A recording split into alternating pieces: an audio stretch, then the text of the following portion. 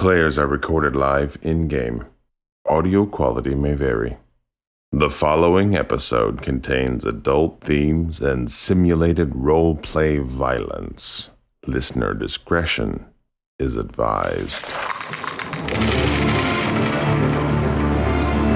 Sonic Realms. Roleplay made real.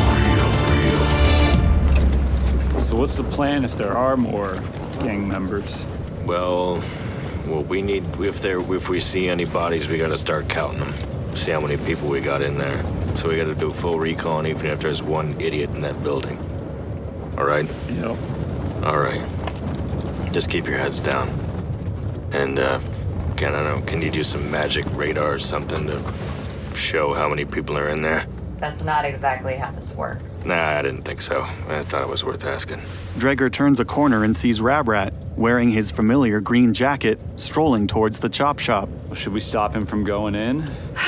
Yeah, Yeah. Drek. I drive up past him and stop my car to block his path. Rabrat abruptly stops, throws his hands up in an aggressive questioning gesture, then slams his hand down on the hood. Hey, watch it. He can't see the passengers through the tinted windows. I get out of the car, and I walk up to him. Oh, hey, Jet. I grab him by the arm and pull him towards the car. Whoa. Hey, man, we're not 100% sure about this, and I don't want you to get hurt. I would hate to lose a contact. Aw, it's so nice to know you think of me as a contact. Wait, what do you mean not 100% sure? I mean, everybody that was there, yeah, we took care of, but people might... It's possible that some members that weren't there at the time, weren't taken care of, so we should approach this delicately. Well, what happened? Walk me through it. Well, there were some guys at the chop shop, And then there weren't. and then there weren't. And then there weren't. How many were there? 11, maybe 8. How many? Was it more than 10? Less? There were 7 total. I look at the camera to see if it's still broken. Curt sees the shattered plastic housing and dangling exposed wires where the camera used to be. Should we just go in and take care of the chop shop? Yeah, I think that's a good idea. As Jet continues to talk to Rabrat, Curt starts walking towards the chop shop. He sees a closed sign hanging in the covered window. I walk up to the door. I listen for any sounds of life inside the chop shop. Curt leans close to the door and cocks his head. He hears nothing unusual. Jet looks over and sees him. Hey, Rabrat says there's more than what we killed. You should not go in. I'm not gonna go in. I'm just listening. Good. You took out 7 guys, and they were all here? Right. I'll toast. Well, we could handle 7 guys. There's like 3 times more than that in this gang. All right, what's the play here, guys? Well, there's this front door. They're the 2 bay doors that we're looking at the front, right? I don't think there's a back entrance to this place, is there? Dreger, I can't hear anything. Should I open the door? No, not yet. We should case this place for a while instead of marching in there like this in broad daylight. We should sit on it for a while. See who comes and goes, if anybody. Do some surveillance. Follow them. See if there's another nest. Take out the nest. Right? Yeah, I think that's a good plan. So you didn't take the chop shop. We took it yesterday.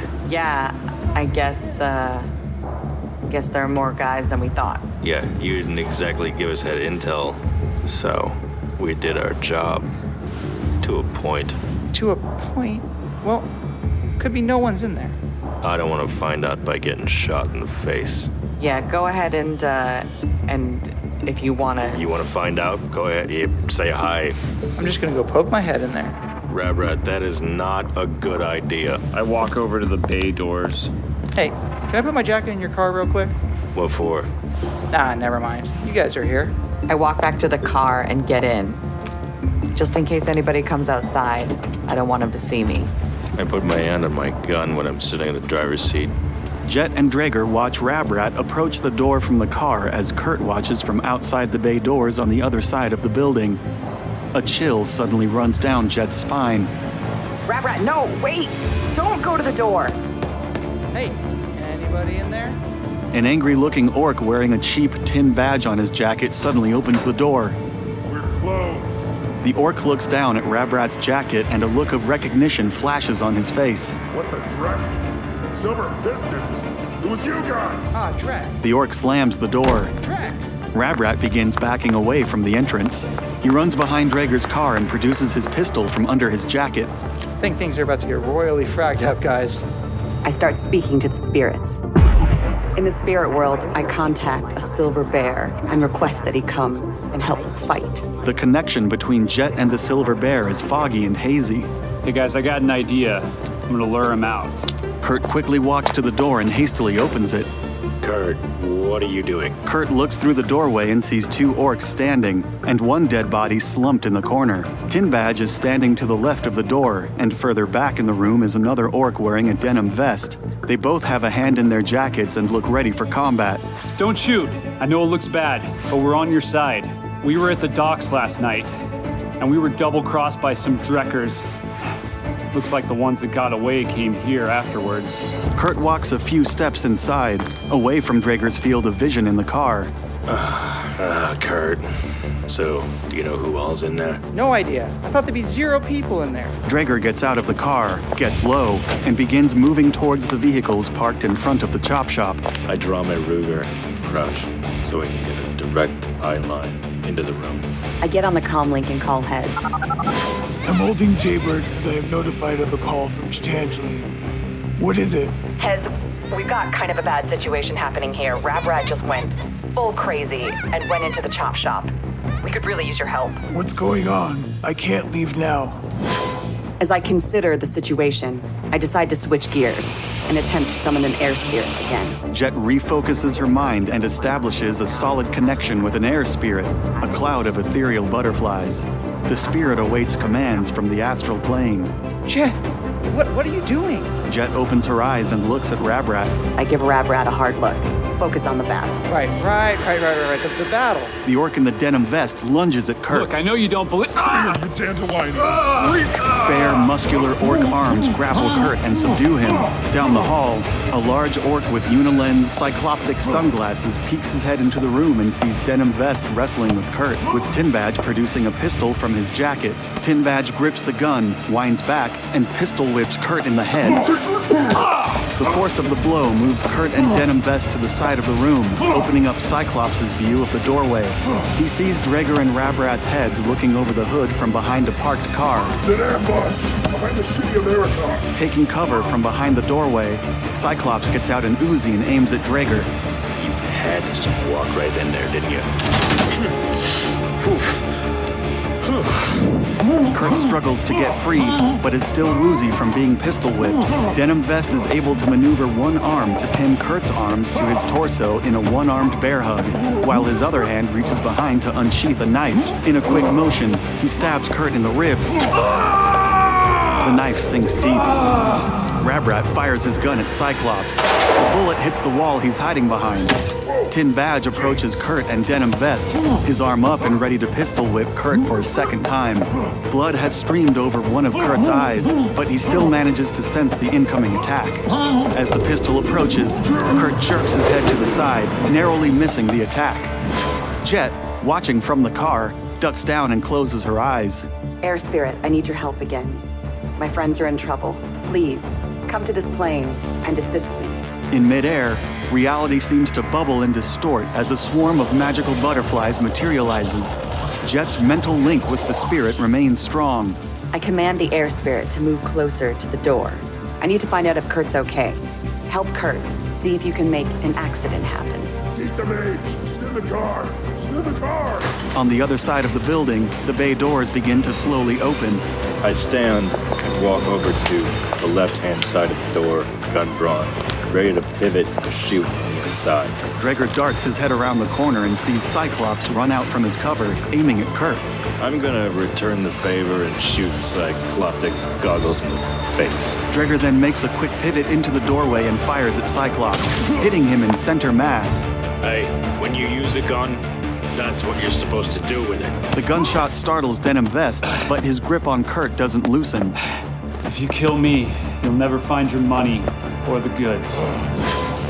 Jet, what's going on over there? Everything's gone to hell. Can you get over here? We're at the chop shop. I look down at my children, but I realize also that Jet wouldn't ask for help if she didn't need it.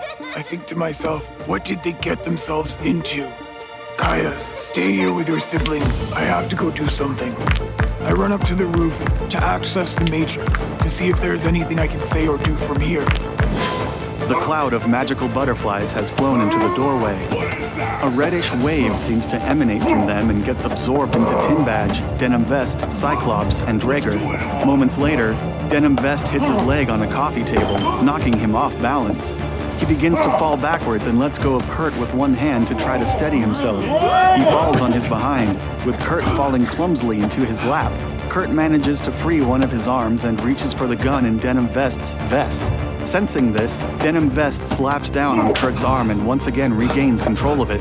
Tin Badge slips as he moves backward, falling to the floor. Cyclops, gripping his abdomen, missteps and falls to the side. Dreger once again leans in to see what's happening, but his shoulder slides off from the door frame. He falls through the butterfly spirit and lands on his belly, knocking his gun from his hand. It skids to a stop between himself and Cyclops. Cyclops gets up and produces a knife, angrily focused on the butterfly spirit. Rabrat looks at the butterfly spirit, then back at Jet. What the dreck is that? I summoned him to help us.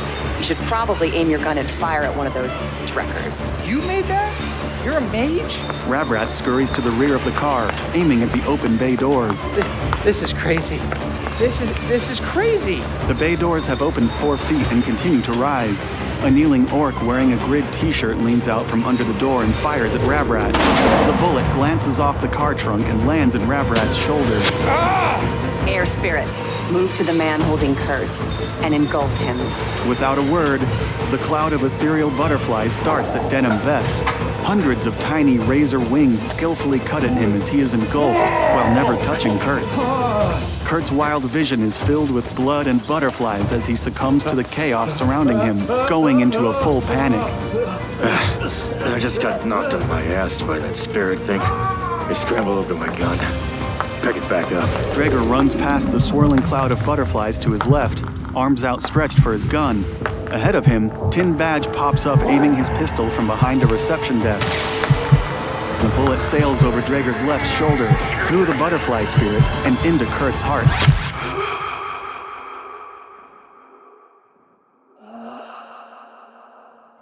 Curt's eyes go from frenzied to confused. His mouth slacks open and his gaze gets more and more distant until his eyes stop moving completely. He slides off of Denim Vest's paralyzed body, face down on the bloody floor. I see Curt cry out in pain, and my eyes well up with tears. I almost lurch forward, attacking, but I hold myself back. Cyclops looks over at Jet in the car, knowing full well she is responsible for the cloud of butterflies attacking his brother. They make brief eye contact before Jet turns around and kicks the car door open. Cyclops charges at Jet. As he runs forward, he sees Rabrat behind the trunk of the car, engaged in a fierce firefight with Grid T-shirt. I hear the screams and gunshots of battle. I decide to give up on going hot sim and just grab my things and get to the chop shop. I head to hurriedly put together my gear. Curt.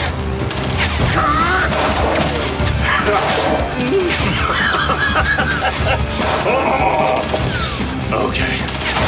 I draw my gun on the Tin Badge and shoot. Dreger skids to a stop and fires wide, the bullet lodging itself behind Tin Badge. Oh, come on! Dreger looks to his left and sees a coffee table. In his peripheral vision, he sees Curt on the floor, perfectly still. I can't believe Curt's not moving. Well, I can move. I gotta get out of the way. I dive down next to the table and try to get cover. An orc with a yellow mohawk appears and fires at Jet. Jet leaps to slide over the hood of the car. Searing pain shoots down her arm, with her previous gunshot wound from earlier seemingly flaring up in tandem. She lands on the other side of the car, only to have her legs fall out from under her. Her vision begins to tunnel and blur, and the rest of her senses follow suit. A feeling of icy coldness then begins at her fingertips and toes, radiating inwards until her entire body is enveloped in a coldness like nothing she has ever felt before. A heavy drowsiness compels her to go to sleep, and she can't seem to remember why she's staying awake as a heavy fog shrouds her thinking. Through the fog, her air spirit telepathically reaches out to her. Your friend has died, as has the orc attacking him. Would you like me to continue protecting your friend's body? No, we need to get out of here. Dreger needs help. Can you carry him out quickly? No, but I can help him make haste from the vicinity. Do it! Dreger, the butterflies are coming to help you. And make you faster. Whoa! You've got to get out of here now. There's too many Blood Kings here. Fall back to the Black Jug. What is it with you and the Black Jug? A small portion of the butterflies separates and attaches to Dreger, their tiny wings flapping in a blur, creating a tightly focused, localized wind tunnel around him. He feels impossibly light, with butterflies zipping to every limb he moves, accelerating his movements the moment he thinks about moving. Most butterflies are perched on his shoulders and upper back, giving him an undulating, gravity-defying fringe of tiny wings. Jet, thanks for the speed, but I'm not done here yet. But, hey, maybe the speed will help my knife out a bit. I'll meet you there. I have to hurry and help my friends. I grab my running bag, and I go to Kaya. Remember everything your mother and I have taught you. I need you to take care of your siblings now. I have to go. I'll be back. I run to the motorcycle, start it, and head over near the chop shop. I'm on my way, guys. My body feels strange. Jet's magic is all over the place, and I don't know what I'm doing. But I feel fast. I grab my knife out of my sheath and see that tin badge at the end of the tables. I jump up, dash, and dive for my knife and stab him. Dreger cuts through the air impossibly fast and flies over the reception desk, both hands extending forward, holding the knife. He collides with Tin Badge, and they both slam into the concrete wall behind him. The wall craters inwards in a puff of dust, cracks spiderweb outward from the center like a bloody dream catcher. The force of Dreger's impact, the knife, and the impact of the wall kills Tin Badge instantly. He slides to the floor, leaving a red trail on the wall. Dreger falls to the floor with him. Cyclops falls through the doorway and back into the building, shot to death by Rabrat, who is still using Dreger's car for cover alongside Jet. I'm too weak to help anyone. It takes all of my strength to stand up, and I decide this battle is a lost cause. Jet, unless you're really a dragon, you gotta get the frag out of here now. I'll hold them back as long as I can, but damn. If you could use your mind to destroy them instantly or set them on fire or whatever, do that. You should do that now. Ah! Rabrat! As Jet begins to back away from the car and put distance between her and the chop shop, she sees Rabrat spasm and fall out from cover, dropping his gun. Rab. He lies unmoving in the gutter. Rabrat! Rabrat's dead. Curt's dead. I've been shot and Dreger's not leaving. I'm not going to die here. I turn around and start running as fast as I can. Help me! I need to get out of here fast. Stick to me! She's getting away! The butterfly spirit breaks off into a smaller cloud and darts towards Jet. As they emerge from the building towards her, Yellow Mohawk and Grid Shirt run towards the car while firing their pistols at Jet, who is stumbling more than running. The butterflies attach themselves to her body and she begins to hobble away in quick, erratic bursts. Bullets continue to whiz past her ears and knock off pieces of building beside her as she narrowly escapes into an alley. Oh my God! Oh my God! Inside the chop shop, Dreger stands up over Tin Badge's partially pulverized body. Looking up and beyond the corpses, he sees the entrance to the main shop floor. With little more than a thought, he suddenly finds himself on the other side of the room looking through it, his mind needing a moment to catch up to his superhuman movement speed. I look inside the garage. There's nobody here. But those two chumps are still out by my car. He sees Grid Shirt and Yellow Mohawk looking at what appears to be a miniature dust cloud that extends to a nearby alley across the street. I run up to Yellow Mohawk and stab him. Grid Shirt senses a blur, then feels a rush of wind next to him. Grid Shirt unsheaths a knife from his waistband and cuts at Dreger, who fluidly ducks and weaves beneath the blade. As I'm getting the frag out of Dodge, Dreger's still in there. Air Spirit, kill all of the orcs in that room. The air spirit senses only one live aura in the room. Denim Vest lies on the ground, paralyzed from the spirit's earlier whirlwind attack. Though the orc won't come out of paralysis for at least another hour, the spirit dutifully follows its final order. It gently floats towards him and covers his face. Yellow Mohawk, shocked by his sudden stabbing, turns to Dreger by his side and wildly shoots from the hip, missing completely.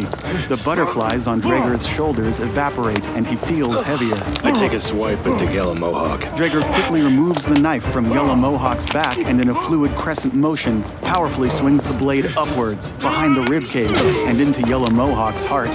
His hand impotently falls on Dreger's arm as his knees buckle and blood gushes down his torso. Grid Shirt has stabbed Dreger in the side of the back. Dreger quickly removes his knife from Yellow Mohawk, spins it to an upside-down grip, and stabs behind without looking. The knife plunges into Grid Shirt's side. Dreger turns to face his opponent. Grid Shirt loses his grip on his bloody, slippery knife, which is now protruding out of Dreger's back. Both men, suddenly exhausted and feeling the icy chill of death in the back of their heads, lean on Dreger's car for support. One more blow will likely seal their fate. I'll go in for another stab. Dreger wearily swings at Grid Shirt, who takes a step back. The knife tears a sleeve, but does no damage. Grid Shirt retaliates by lurching forward with a punch. Dreger heaves his arm up to parry, blocking the attack. Both men's arms fall to their sides, too tired to be raised in defense.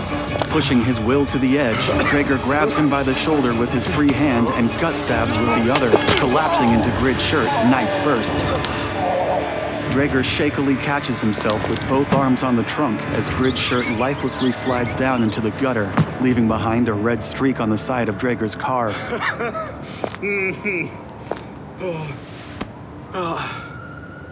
It was supposed to be breakfast, you guys. It was ham and eggs.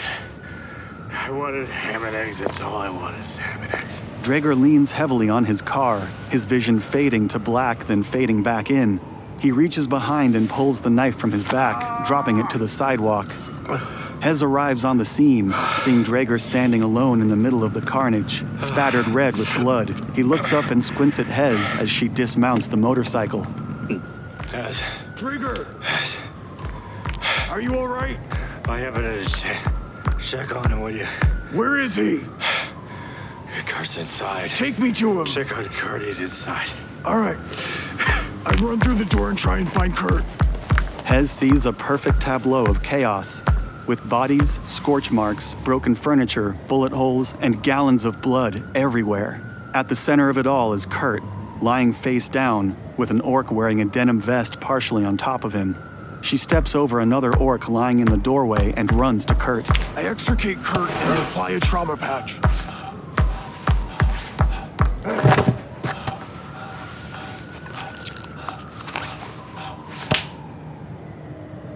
Curt doesn't move. I run back out to Dreger. Do you have a med kit? Hold on. Dreger tries to unlock his car, but keeps missing the keyhole, his hands too shaky to be precise. I hear sirens approaching. I run back inside, grab Curt, put him into Dreger's car, grab Dreger and put him in the driver's seat. Can you drive?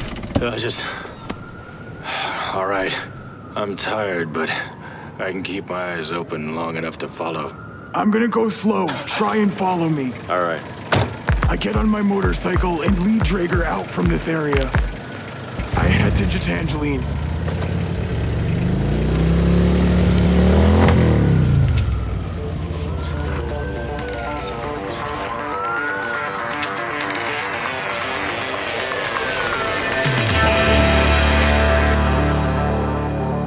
Game mastering and narration by Paul Greenleaf. Dreger is played by Marcus Freeman. Gitangeline is played by Mackenzie Paulus. Curt is played by Chris Tomaso. Hez is played by Torvald Tempestus. Additional voices by Ellis Reed, Justin Krupp, Max Shepard, Brandon Cruz from Interdimensional RSS, the unofficial Rick and Morty podcast, Matt Sizemore, an associate of the Apathetic Enthusiasm podcast, and Paul Greenleaf. Editing, arrangement, original music, and production by Paul Greenleaf. For more story, character details, production notes, and how to support Sonic Realms, please visit sonicrealmspodcast.com. To learn more about the world of Shadowrun, visit shadowrun.com and shadowruntabletop.com. The Topps Company Inc. has sole ownership of the names, logo, artwork, marks, photographs, sounds, audio, video, and/or any proprietary material used in connection with the game Shadowrun. The Topps Company Inc. has granted permission to Sonic Realms to use such names, logos, artwork, marks, and/or any proprietary materials for promotional and informational purposes on its website, but does not endorse and is not affiliated with Sonic Realms in any official capacity whatsoever. All other works mentioned in the podcast are the property of their respective owners. Original content of the Sonic Realms podcast is licensed under a Creative Commons Attribution 3.0 unported and share-alike license. If you use any part of the show, please credit Sonic Realms.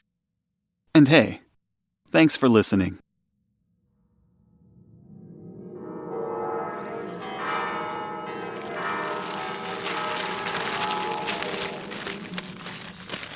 Hello? Uh-oh. No.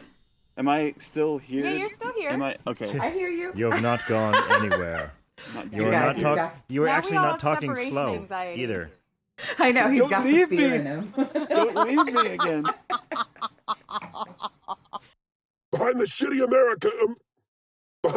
Americar. I hear sirens approaching. I run back inside, grab Curt, put him into Dreger's car. Grab Dreger. Run over. And shoot him. Yeah, you can shoot or stab him. Oh, but it's so much more fun up close with these guys. Remember everything your mother and I have taught you. I need you to take care of your siblings now. I have to go. I'll be back. I'm gonna cry.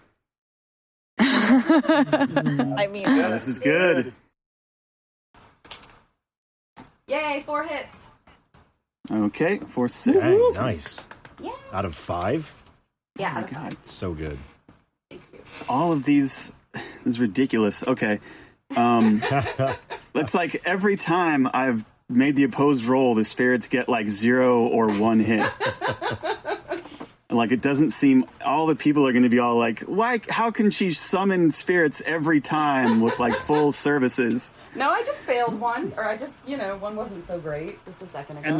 And the first mission, she failed like 3 times in a row. Yeah, and got exhausted Paul was rolling from it. for me. Yeah, exactly. Yeah. You gotta roll yourself, I am Irish, so luckily Irish. Yeah. So now the main bay doors. Never mind. Nothing. Don't worry about the main bay door. It's fine. Yep. Hez isn't here.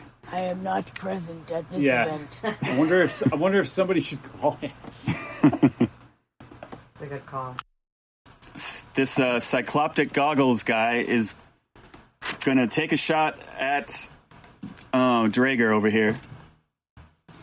About time. I think "bout time" needs to be your catchphrase, man. It's so good. So good.